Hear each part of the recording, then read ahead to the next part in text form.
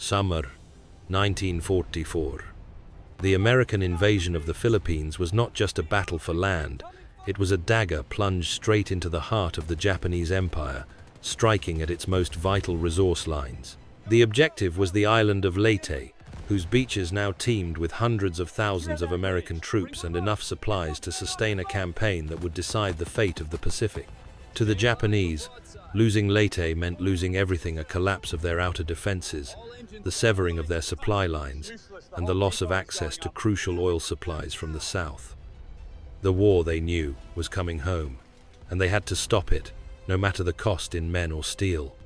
To counter this overwhelming force, the Imperial High Command devised Operation Shogo, or Victory Operation. It wasn't a tactical masterstroke, it was an act of guaranteed, spectacular national suicide, a final, desperate throw of the dice. The plan was terrifyingly simple, built upon naval deception and desperation. The goal was to lure Admiral Halsey's mighty American Third Fleet away from the invasion beaches, sending it on a wild goose chase after a decoy fleet of carriers far to the north, off Cape Engano.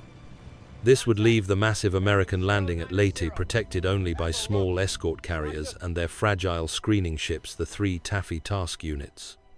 Then, a massive Japanese surface fleet known as the Center Force would slip past unnoticed through the San Bernardino Strait. This force was ordered to sail straight for Leyte Gulf, smash the vulnerable supply ships, utterly destroy the beachhead, and drown the landing army in its own shallow water. The cost of their own fleet was deemed irrelevant. Only the destruction of the enemy invasion force mattered.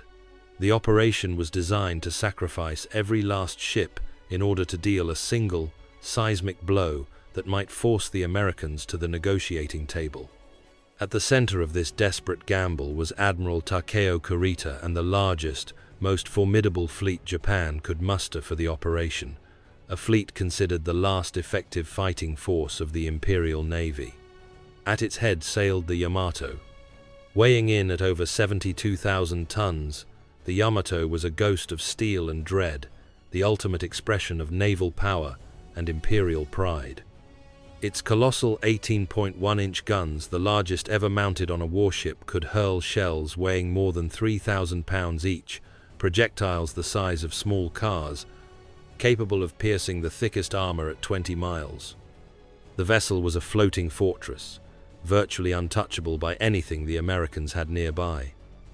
Kurita's center force was not just the Yamato, it included 4 battleships, including the Nagato, 6 heavy cruisers, and 2 light cruisers, a battle line designed to shatter any opposition in existence. They had already paid a heavy toll in the wider Battle of Leyte Gulf, losing crucial vessels, but their sacrifice had cleared the field and confirmed the Americans' dangerous belief that the threat had passed.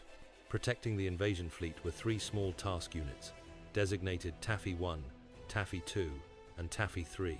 Their job was strictly routine: anti-submarine work, air patrol, and convoy escort. These were not the massive Essex-class carriers of the Third Fleet.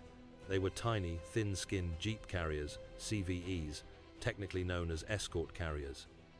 Each was lightly armored, carried only 25 to 30 small planes, and was crewed by men who considered themselves support staff.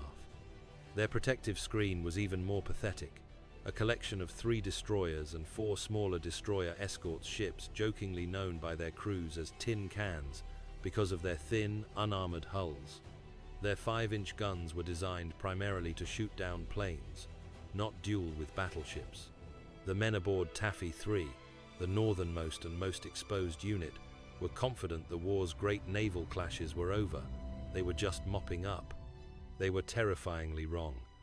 As dawn broke on October 25th, Admiral Kurita's center force had slipped through the San Bernardino Strait, undetected. They were not thousands of miles away. They were less than 20 miles from the small, unsuspecting ships of Taffy 3. The most powerful surface fleet ever committed to battle was about to strike the weakest naval formation ever sent into harm's way, a slaughter waiting to happen.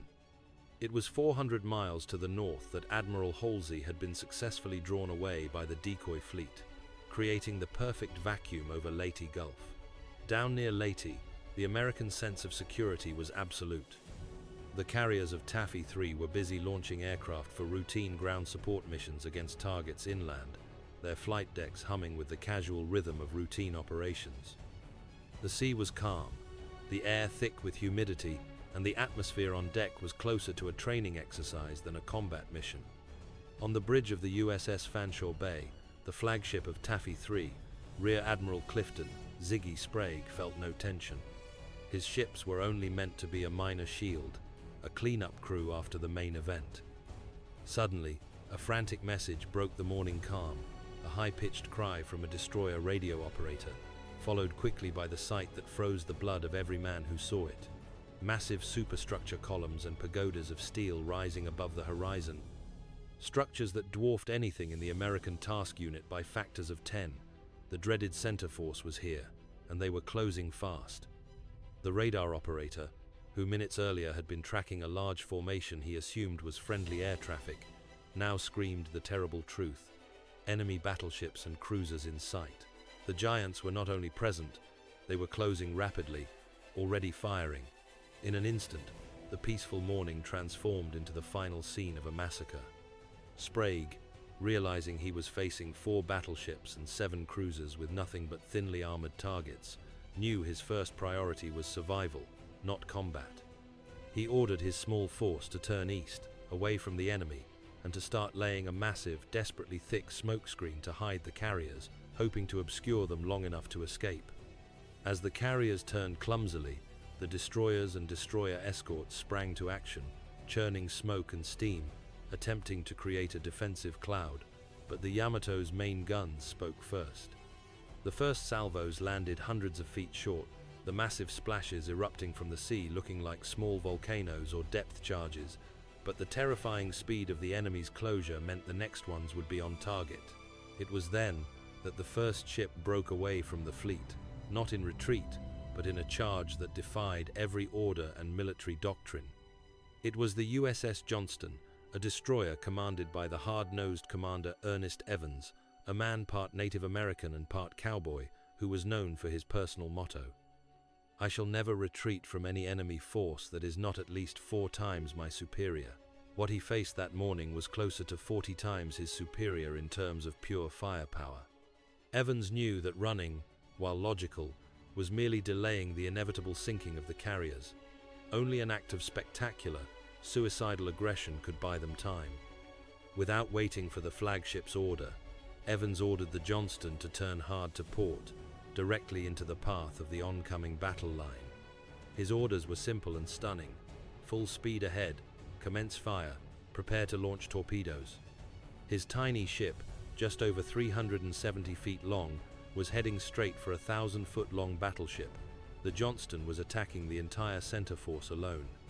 His intent was to force the Japanese commander to break formation and dodge torpedoes, thereby disrupting the perfectly synchronized attack. This was the moment the tide began to turn, not with a blow, but with a selfless act of defiance that defied all military logic and bought the entire fleet a lifeline. If you enjoy these tales of impossible courage and historical turning points, consider subscribing to the channel. Your support helps us bring more of history's greatest moments to life. There are no known tactics for suicide, but there is courage, and the USS Johnston showed it in waves. As the destroyer charged, it was immediately bracketed by enemy fire, the sheer volume of Japanese guns creating a wall of water around the tiny vessel. The 5-inch guns, designed for shooting down aircraft, opened up on the cruiser Kumano, punching holes in its superstructure that did little structural damage, but signaled the American defiance. Evans knew his only chance to matter was to use his 10 torpedoes. Weaving desperately through a sea of enormous shell splashes, Evans brought the Johnston within 6 miles point-blank range for a torpedo run against a battleship and launched the deadly fish. They slammed into the Kumano, ripping a massive hole in its bow and instantly crippling the heavy cruiser, forcing it out of the battle line. It was a massive victory, a 10-torpedo spread achieving what no one thought possible, but the price was instantaneous and horrific. Moments later, Johnston was hit. 3 15.5-inch shells tore through the destroyer, ripping into the engine room, knocking out the rudder and destroying the communication systems. Evans, standing exposed on the bridge, had his clothes shredded by shrapnel, and his deck was running red, but he miraculously survived the blasts. He could no longer steer his ship by wire. He had to bellow orders down a hatch to men relaying instructions to the steering room using a manual chain. Johnston was a smoking, crippled wreck, but she had bought precious seconds of confusion by forcing Kurita to divert his attack and scatter his focus. Admiral Sprague, watching the single, stunning charge, recognized the opportunity. The Japanese battleships, confused by the smoke and the unexpected aggression of the single destroyer, were momentarily slowed as they began to maneuver to avoid phantom torpedoes.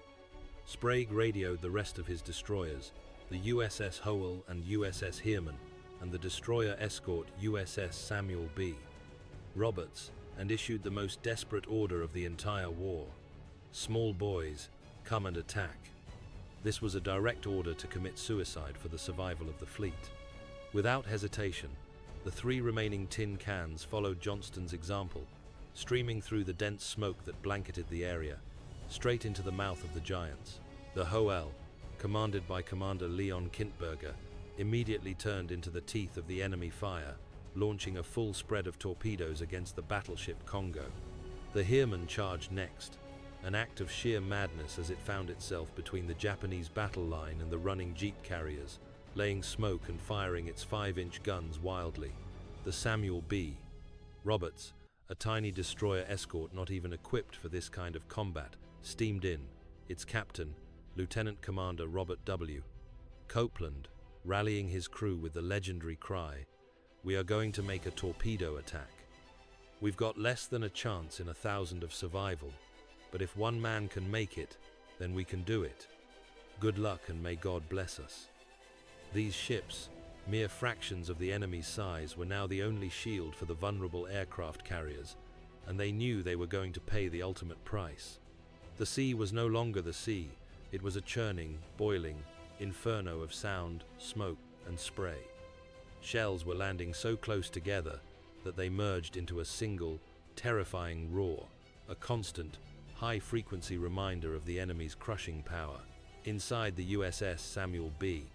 Roberts, the crew was firing their 5-inch gun so quickly they had to cool the barrel with seawater, attempting to pump the near-useless ordnance into the towering hulls of the enemy cruisers. The little ship was taking hits, shaking violently with every explosion, yet they held the line, closing the distance to the enemy against all survival instincts.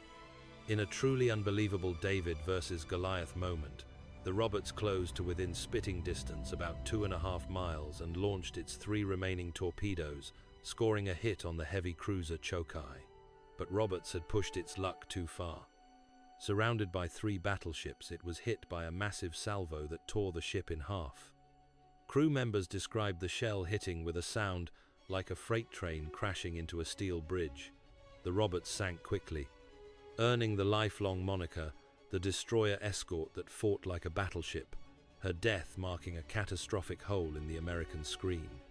Meanwhile, the crippled Johnston was still fighting, a defiant hulk refusing to surrender.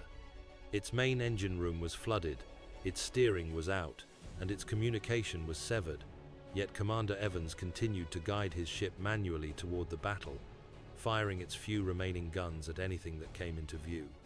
The Howell was next. After being hit dozens of times by large caliber shells, its hull looked like Swiss cheese. With its engines failing and its rudder jammed, the Howell was pounded into wreckage, sinking swiftly. Her sacrifice, however, was crucial. She had distracted several cruisers long enough for the carriers to make their escape. As the ship sank, the escort carriers launched their few remaining planes. These planes were not carrying armor-piercing bombs. They had fragmentation explosives and depth charges, useless against the Yamato's thick deck armor. But the pilots improvised, engaging in one of the most magnificent bluffs of the war. They made dry runs, pretending to be torpedo bombers, forcing the Japanese to evasive maneuvers. They roared down on the battleships, dropping their useless payloads, and radioed false air traffic to make the Japanese believe a massive fleet carrier air wing was upon them. The USS Gambier Bay, one of the escort carriers, was finally caught. The Japanese battle line, having struggled through the smoke and the charging tin cans, finally found a clear target. The heavy cruiser Chikuma opened fire, and in quick succession, 3 massive shell hits tore through the carrier's thin deck, flooding its engine room. Within minutes, the Gambia Bay rolled over and sank, the first United States carrier lost to surface gunfire in the entire war. The tin cans had run out of time and luck, and the Japanese hammer was about to fall on the remaining carriers, yet the battle was far from over. At the very moment of their greatest peril, the tide began to turn, not through decisive tactics, but through confusion born of fear and flawed intelligence. Admiral Kurita's ships were firing in all directions, their formations broken by the dense smoke and the insane charges of the American destroyers. The constant, frenzied air attacks, though mostly harmless, made Kurita believe he was fighting the entire American Third Fleet, not a handful of small escort carriers. The pilot's bluff had worked. He estimated the enemy's strength to be many times greater than it truly was. Crucially, the damage inflicted by the torpedoes had forced him into a state of indecision and shattered his operational confidence. His objective was the American invasion fleet, not a prolonged, confusing fight with what he perceived to be a superior, hidden force. Kurita, worried about a massed air counterattack and convinced his lead ships had already done enough damage to the invasion force, hesitated. He feared the possibility of running into a second, more powerful American fleet if he continued the chase. He issued the unthinkable order: break off the attack and withdraw. It was a direct result of 2 hours of unparalleled American valor and Japanese operational confusion. Kurita's battleships were still intact, still overwhelmingly powerful, but his morale was shattered, and he was convinced he was sailing into a trap. He chose to retreat, throwing away the entire strategic objective of Operation Shogo and guaranteeing the success of the Leyte invasion. For the American survivors, the moment the enemy stopped firing and the huge grey shapes began to turn away was surreal. The noise stopped, replaced by the terrifying, low-frequency sound of ships groaning and thousands of men screaming or weeping in the water. The USS Johnston, now a ghost ship floating low in the water, was still taking fire from the retreating Japanese. Commander Evans finally gave the order to abandon ship, having ensured his men had done the impossible. The crippled warship slipped beneath the waves. Evans, injured but refusing to leave the bridge until his last men were clear, went down with his ship. His body was never recovered, but his legacy was sealed. The cost was devastating: 1 escort carrier and 3 screening ships sunk, and more than 1,000 American sailors killed or wounded. But the result was monumental. Taffy 3 had stalled the most powerful surface fleet in the world for over 2 hours. They had defended Leyte with nothing but thin steel, smoke, and sheer guts. They saved the American landing, and in doing so, they sealed Japan's fate in the Pacific War. Their suicidal charge was the moment Japan's last great naval offensive died. The incredible victory off Samar became an enduring symbol of naval heroism. The men of Taffy 3, the small boys who fought like giants, were hailed as saviors. Their actions proved that in naval warfare, the size of a ship matters less than the courage of the men who sail it. The sacrifice of the Johnston, the Howell, the Samuel B. Roberts, and the thousands of sailors who committed to the impossible stands as one of the greatest military upsets in history, a battle won by sheer, magnificent willpower. We hope you've enjoyed this story of impossible odds and incredible courage. If you have a friend who loves history, please share this video with them. The Battle off Samar is a testament to the raw, desperate power of human will. The sacrifice of the Johnston, the Howell, the Samuel B. Roberts, and the thousands of sailors who committed to the impossible stands as one of the greatest military upsets in history. If you want more stories about the unbelievable moments where history pivoted on the courage of a few, make sure to subscribe to our channel and leave a comment below telling us which forgotten heroes or battles you think deserve to be told next.